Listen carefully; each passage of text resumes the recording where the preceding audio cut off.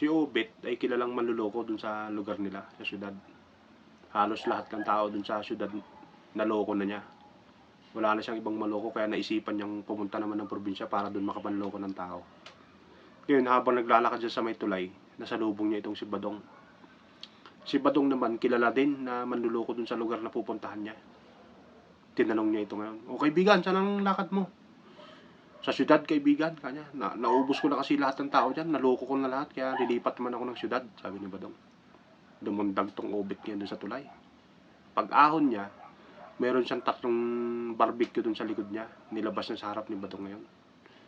Grabe kanya yung mga nagiinuman dyan sa baba. Ang babait kanya. Binigyan ako ng 3 barbecue. Nainggit tong Badong ngayon kasi gutom na rin siya sa layo ng nilakad niya papuntang syudad. Tumalon din siya sa tulay ngayon. Pagtalon niya, tumama yung ulo niya rin sa bato. Pumutok. Gasgasan siya ngayon. Pag-ahon niya, nakita siya ni Obet. "Oo, anong nangyari sa'yo?" "Grabe kanya yung nagiinuman dyan sa baba." Sabi niya, "Pinagtripan ako."